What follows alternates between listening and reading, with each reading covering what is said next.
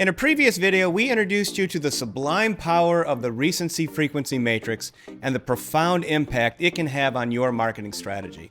This matrix is essential for understanding your customers' behavior, how recently and how often they make purchases, so you can optimize your marketing strategies and improve customer value and retention. Now, it's time to put that knowledge to use with a step-by-step tutorial on how to build a recency-frequency matrix from your own transaction data, today on Art+Science.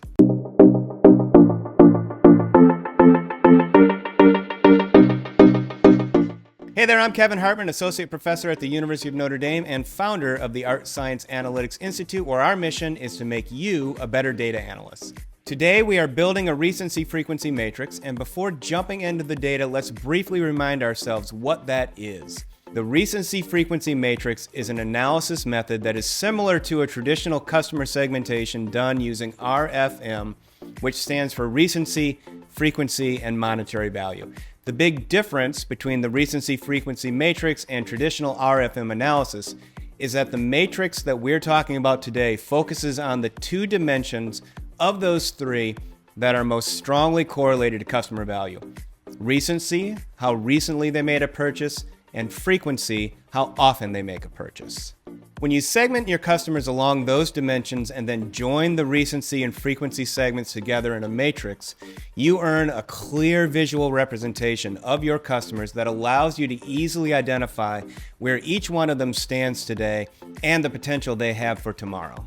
Although there are many ways to approach building a recency-frequency matrix, we will demonstrate how to build one in a spreadsheet because spreadsheets are versatile and user-friendly tools that are well-suited for small to medium-sized data sets. And they are, frankly, where every data analyst should start. If you can do it in a spreadsheet, do it in a spreadsheet. You'll have more efficiency, you will have more control over your analysis, and you'll be able to share it with others more easily.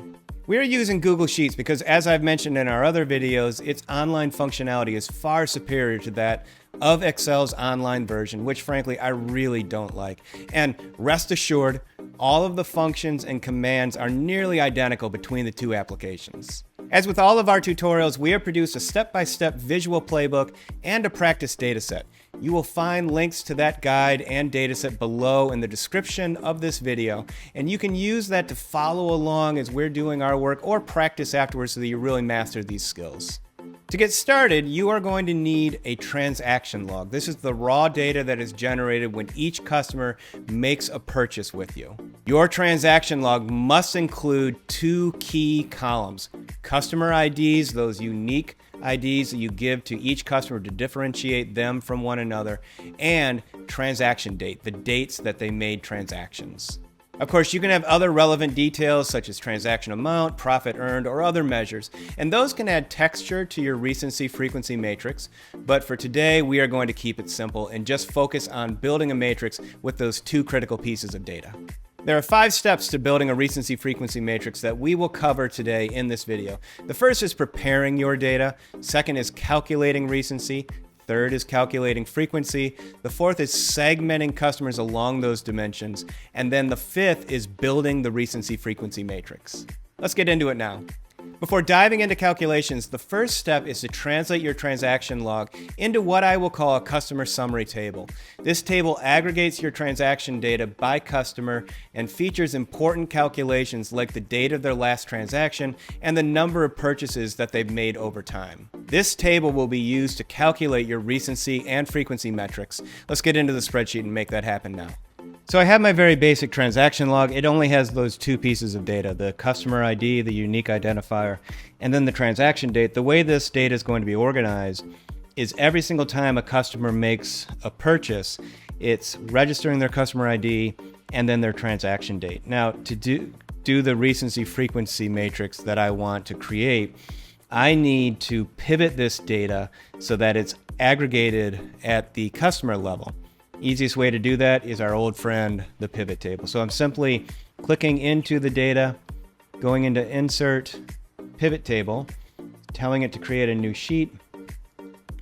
Then I'm going to drag customer ID into the rows. I've now pivoted that data. Now it's all aggregated by customer ID. And then I'm going to take transaction date and pull that into the values. And I'll change the summarized by from the default of count to max. And now what that has done is found the last day, the most recent day of purchase. So it's effectively found that recency measure that I need. I'm going to take transaction date and pull that into values a second time to create another column. And this time I'm going to leave it at count. Now I've found the number of purchases that each customer has made. Now this isn't a pivot table. So the challenge here is that this is a dynamic set of data. For me to create what we'll call a customer summary, I want to change this from a dynamic pivot table to a static set of values. I'll simply do that by just copying and pasting it as values into a new sheet. So I'll start by just highlighting all of the pivot table data, go under edit, go under copy. Now I'm going to create a new sheet, edit in that new sheet, paste special, values only. I pulled those data over. Now they're just static. There's nothing that's going to change there. I'm going to change the names of the headers though. This is going to be, I'm going to call this one last purchase date. And I'm going to call this one number of purchases. And then the last thing that I'll do is I'll just clear out any totals if they're there. We'll go to the bottom. Yep, grand total. I just want to get rid of that line because it'll kind of muck up some of my calculations later on. And I'll change this header or the tab name now to customer summary, as I'm going to start to build that in the next steps. And there you go. Recency is a measure of how recently a customer last made a purchase. A more recent purchase indicates a higher value for the customer. You will find this by comparing the day of their most recent purchase to today's date. You'll then determine how each customer's recency metric compares to the other customers by calculating a recency percentile for each. Okay, in calculating now recency, I have the date since the last purchase. What I need to do is translate that into the number of days since they made that purchase. So I'm going to start by creating a column and call it days since last purchase. The formula I'm going to use is the dated if, which compares two dates and returns the number of days that are between them. I'm going to, by using this formula, dated if, I'm going to specify the start date as that last purchase date. The end date is just going to be today's date. I'll use the function that automatically pulls to today's date. And then the unit we'll use is days. So I identify the start date. The end date is going to be today, and then a pair of empty parentheses that just pulls today's date. And then the unit in parentheses is a capital D specifying date, days, and there you go. Copy that all the way down. Now I have the number of days since last purchase. What I want to do next is create a recency percentile. I want to know where each of those customers stack relative to one another. First, begin by creating a column called recency percentile. And now what I'm going to use is the percent rank function.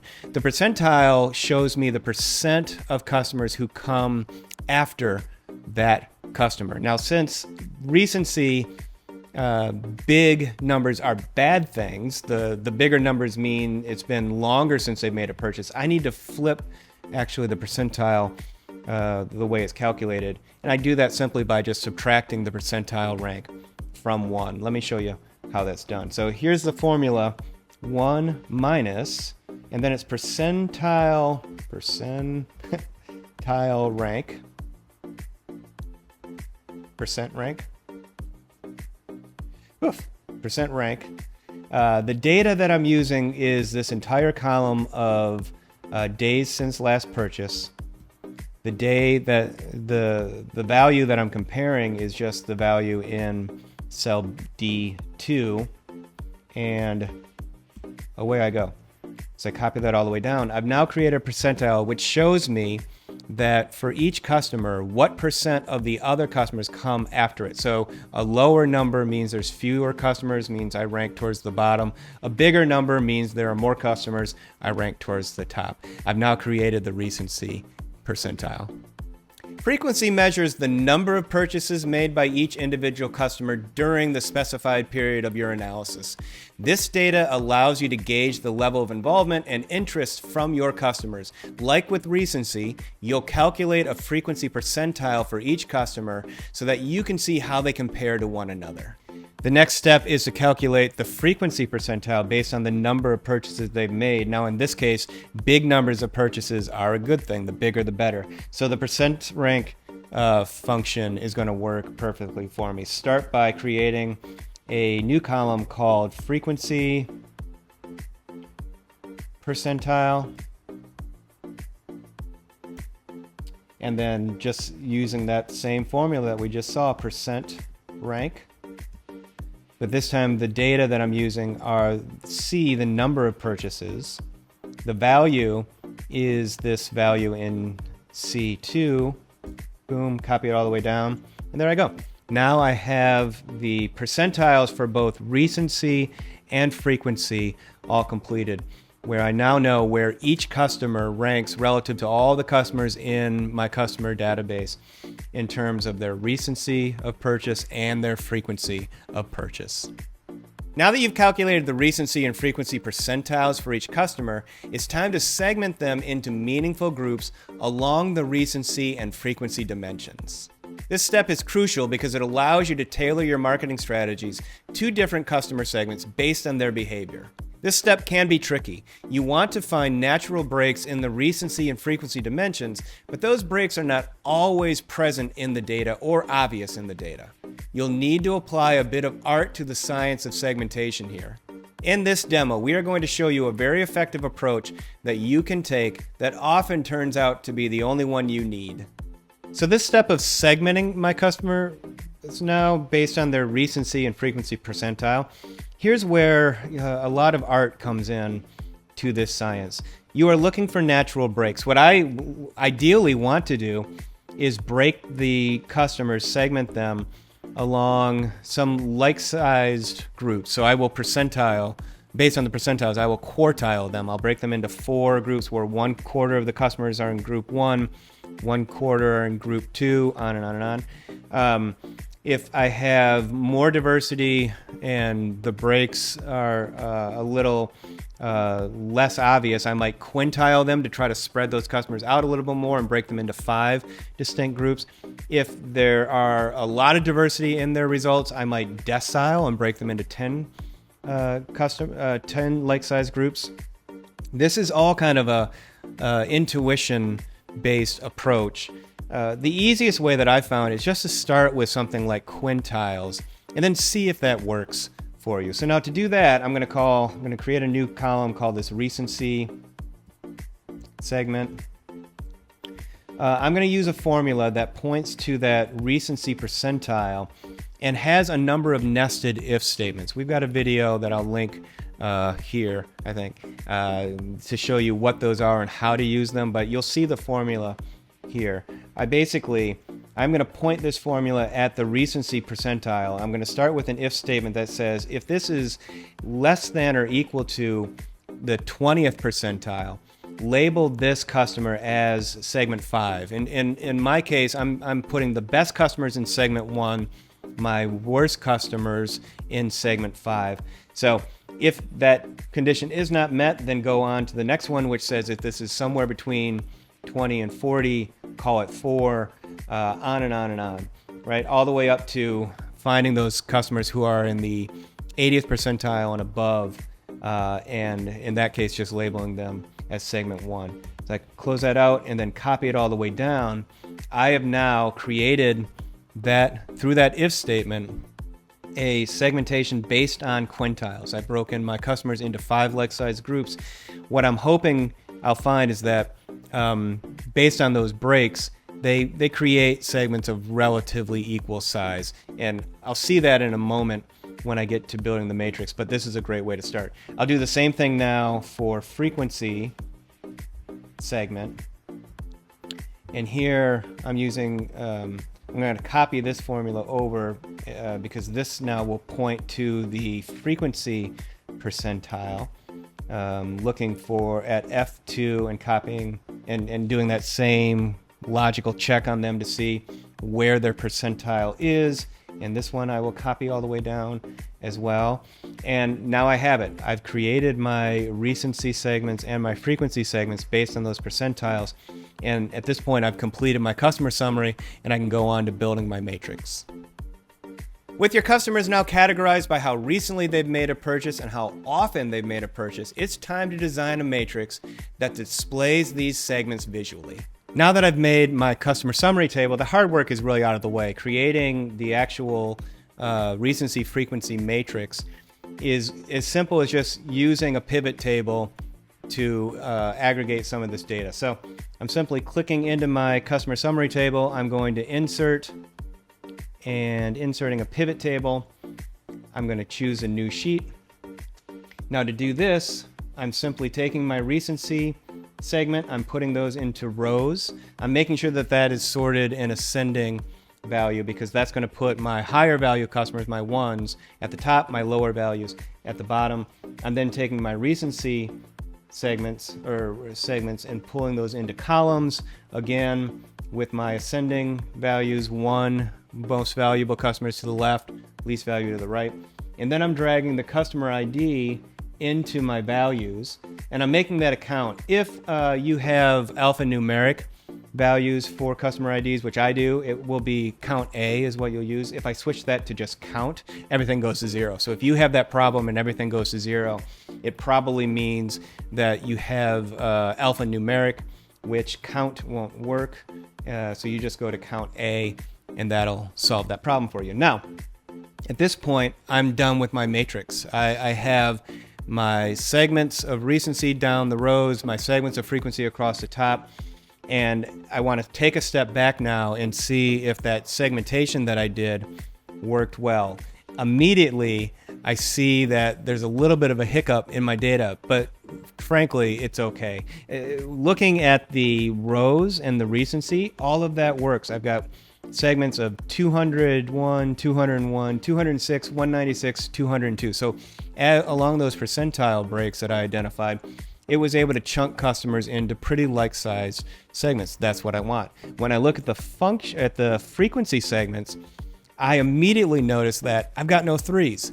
That means that there was no one in that that 40 to 60 percentile. Why is that? It's because in those data, I had a large number of customers who made one purchase. They became 5s, and that 381 out of my total customers. I had a large number of customers who made 2 purchases, which was the 261. And then I had a bunch of customers who made a great number of purchases, some variety of purchases. So I could go back and refine my segments.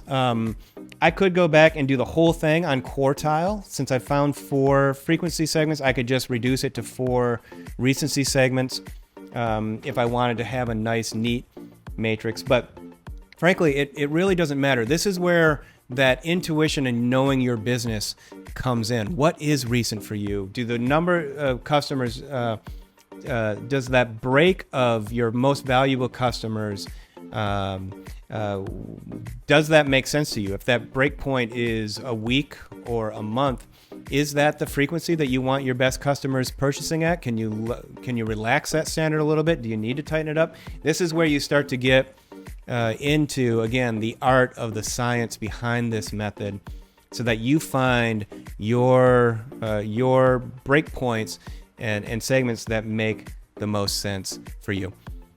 I'm done building this now in a spreadsheet. I'm happy with the way the numbers turned out, and I can work with these segmentations to identify now my champions, those customers who are loyal to me, those customers who need attention, and those customers who have most likely churned that I need to reduce my marketing spend on.